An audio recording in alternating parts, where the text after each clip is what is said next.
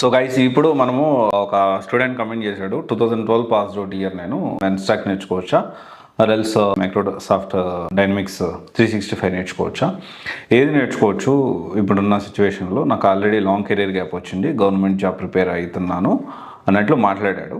ఇక్కడ ఏంటి అంటే ఈ 12 ఇయర్స్ ఆల్మోస్ట్ ఇప్పుడు 2024 అయిపోయింది, 2025 కూడా వస్తుంది, అంటే ఆల్మోస్ట్ 13 ఇయర్స్ గ్యాప్ వచ్చింది. ఇక్కడ ఫస్ట్ మనం ఆలోచించాల్సిన విషయం ఏంటి అంటే ప్రతి ఒక్క స్టూడెంట్ కూడా ఈ 13 సంవత్సరాల గ్యాప్లో ఏం చేస్తున్నారు, ఏం చేశారు అని ఖచ్చితంగా మనం మాట్లాడుకోవాలి.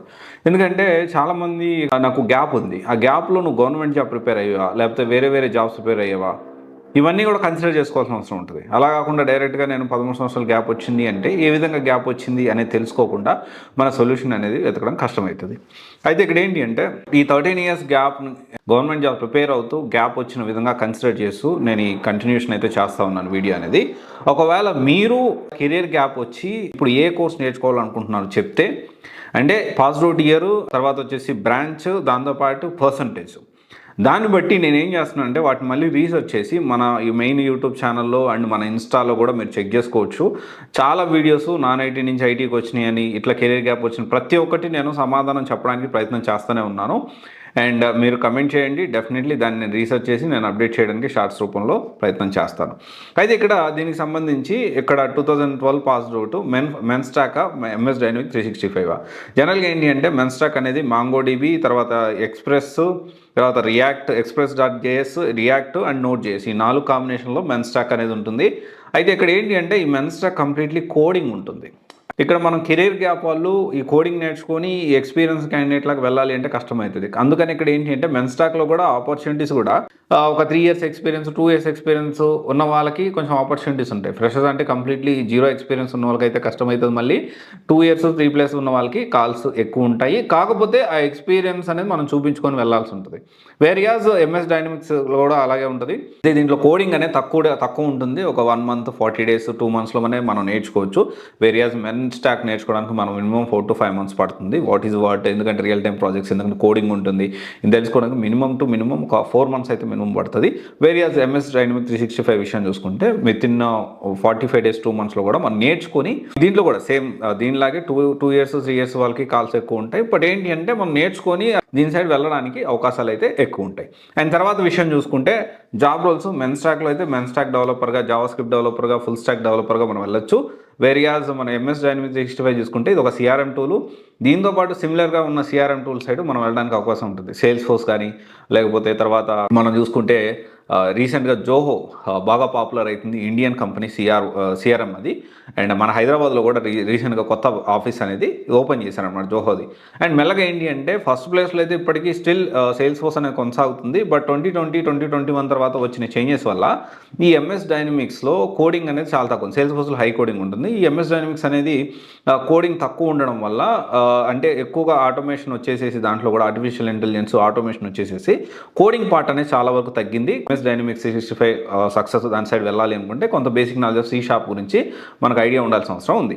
అండ్ ఇంకోటి వచ్చేసి ఏంటి అంటే ఇక్కడ పాసిబిలిటీ చూసుకుంటే ఇక్కడ మెన్స్టాక్ నేర్చుకొని మనం జాబ్ తెచ్చుకోవచ్చా అంటే ఎస్, జాబ్ తెచ్చుకోవచ్చు. అండ్ ఫర్దర్గా మనం కూడా రియాక్ట్ చేయొచ్చు. అండ్ మళ్ళీ ఫారెన్ వెళ్ళాలన్నా కానీ ఈ రియాక్ట్ సైడ్ కొంచెం ఎక్కువ ఆపర్చునిటీస్ అనేవి మనకు అక్కడ ఉంటాయనే విషయం మర్చిపోవద్దు. వేరే ఎంఎస్ డైనమిక్ 365 కూడా బాగానే ఉంటుంది. ఇప్పుడు ఇక్కడ కూడా కాల్స్ అనేవి బాగానే ఉన్నాయి. అండ్ కాకపోతే ఇక్కడ మనం అర్థం చేసుకోవాల్సిన విషయం ఏంటి అంటే ఈ 10 years మన కెరీర్ గ్యాప్ అనేది 10 years ఎలా ప్లాన్ చేసుకున్నాం అనేది కూడా ఇక్కడ మ్యాటర్సే. అండ్ చాలామంది ఇక్కడ ఇంకొక విషయం వచ్చేసి ఏంటి అంటే శాలరీస్ ఎలా ఉంటాయి అంటే yes, both are having very good salaries విషయంలో ఎలాంటి ప్రాబ్లం లేదు. అండ్ 4+ years వాళ్ళకి మెన్స్టాక్ వాళ్ళు బాగా అంటే లైక్ ఒక 15 lakhs 20 lakhs తీసుకున్న వాళ్ళు కూడా నాకు తెలుసు. వేరియాస్ ఎంఎస్ డైనమిక్ 365లో కూడా సేమ్ 15-20 లక్షల వరకు మినిమం 5 years 6 years ఎక్స్పీరియన్స్ ఉన్న వాళ్ళకి అంతా డ్రా చేసే వాళ్ళు కూడా ఉన్నారు. అండ్ ఇంకోటి వచ్చేసి ఏంటి అంటే ఈ 10 years చాలా వరకు ఏంటి అంటే ఈ 10 years గ్యాప్ వచ్చింది. అక్కడ గ్యాప్ విత్ అంటే మనకి ఇక్కడ ప్రతి ఒక్కడానికి ప్రూఫ్ ఆఫ్ ఎవిడెన్స్ ఉండాలి. ప్రూఫ్ ఆఫ్ ఎవిడెన్స్ అంటే డాక్యుమెంట్స్ ఉండాలి. 10 సంవత్సరాలు ఒక 2 సంవత్సరాలు 3 సంవత్సరాల వరకు కన్సిడర్ చేస్తారు. ఏదో ఒకటి చెప్పొచ్చు, మనము గవర్నమెంట్ జాబ్ ప్రిపేర్ అవ్వడం ఇంకోటి చెప్పొచ్చు. కానీ మిగతా అన్ని ఇయర్స్ కూడా ఎప్పుడెప్పుడు ఏమేమి చేసామనేది డాక్యుమెంటేషన్ అనేది ఇప్పుడు చాలా ఇంపార్టెంట్. అది కూడా మనం ఆలోచించాల్సిన అవసరం ఉంది. దీంతోపాటు కోడింగ్ తక్కువైన స్నాప్ లాజిక్, డెల్ భూమి ఇలా చెప్పుకుంటూ పోతే డెవాప్స్, డేటా సైన్స్ కూడా మనం నేర్చుకోవచ్చు. డేటా సైన్స్ కూడా మనం నేర్చుకొని ఫ్రెషర్గా ఇట్లా ఇంటర్న్షిప్ త్రూ వెళ్ళొచ్చు, డేటా అనలిస్ట్ వెళ్ళొచ్చు, తర్వాత టెస్టింగ్ వెళ్ళొచ్చు, సేల్స్ ఫోర్స్ వెళ్ళొచ్చు, సైబర్ సెక్యూరిటీ వెళ్ళొచ్చు. ఇలా చెప్పుకుంటూ పోతే ఒక 50 నుంచి 70 కోర్సు ఉన్నది. మనం మాట్లాడుకుంటూ పోతే ఇన్ డీటెయిల్గా మాట్లాడుకుంటూ పోతే 50 to 70 కోర్సెస్ పైనే ఉంటాయి, తక్కువ ఉండవు.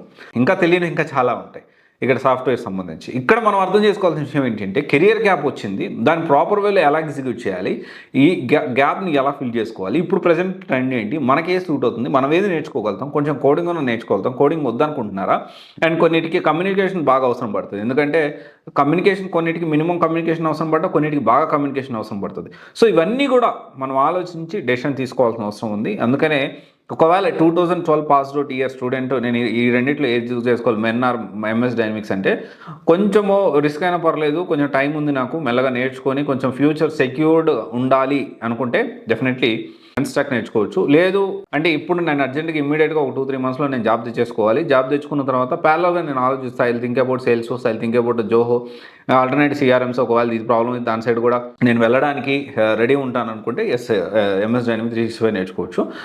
ఇంకొక విషయం ఏంటి అంటే ఈ రెండు కోర్సుల్లో కూడా మనం ఆలోచించాల్సిన విషయం ఏంటి అంటే సాఫ్ట్వేర్ ఇండస్ట్రీకి వచ్చేటప్పుడే మనకు మైండ్ సెట్ రావాలి. ఏంటి అంటే మనకు జాబ్ అప్గ్రేడ్ అవుతానే ఉండాలి. మీకు తెలుసో లేదో ప్రతిరోజు నేను ఒక క్వాలిటీ టైం పెట్టుకుంటా, మినిమం 3 నుంచి 4 గంటలు నేను కొత్త విషయాలు తెలుసుకోవడానికే కూర్చొని నోట్ చేసుకుంటూ, స్టడీ చేస్తూ, ఆర్టికల్స్ చదువుతూ. ఎందుకంటే నాట్ ఓన్లీ సాఫ్ట్వేర్ ఇండస్ట్రీ దీని గురించే కాదు, నేను సివిల్స్ గురించి, గవర్నమెంట్ జాబ్స్ గ్రూప్ 1 గ్రూప్ 2 గురించి కూడా ప్రతిరోజు అసలు ఏం జరుగుతుంది, ఇండస్ట్రీలో ఏం జరుగుతుంది, ఎట్లుంది సిచ్యువేషన్, ఏంది, ఢిల్లీలో ఎట్లుంది, హైదరాబాద్లో ఎట్లుంది, బెంగళూరులో ఎట్లుంది, అండ్ ఈ సాఫ్ట్వేర్ ఇండస్ట్రీ కంపెనీ డైరెక్టర్స్తో, సీఈఓస్తో, కంపెనీస్ ఎస్టాబ్లిష్ చేసిన వాళ్ళతో ఎప్పటికప్పుడు మల్టిపుల్ థింగ్స్ నేను వాకప్ చేస్తూనే ఉంటా, మాట్లాడుతూనే ఉంటా. దిస్ ఈజ్ వాట్ అనమాట. ఇక్కడ చెప్పదలుచుకుంది ఏంటి అంటే ఇండస్ట్రీ ఏదైనా మనం ఎప్పటికప్పుడు అప్డేట్ అవుతేనే మనకి ఫ్యూచర్ అనేది ఉంటుంది. ఎస్పెషల్లీ సాఫ్ట్వేర్లో అది కొంచెం ఎక్కువ ఉంటుంది, ఎప్పుడూ కొత్తగా నేర్చుకుంటానే ఉండాలి. ఒకటే గుర్తుపెట్టుకోండి, మనం ఎర్నింగ్ ఎక్కువ ఉండాలంటే ఫస్ట్ లెర్నింగ్లో ఉండాలి ఎప్పుడు. Okay, all the best. Thank you. This is Raj signing off.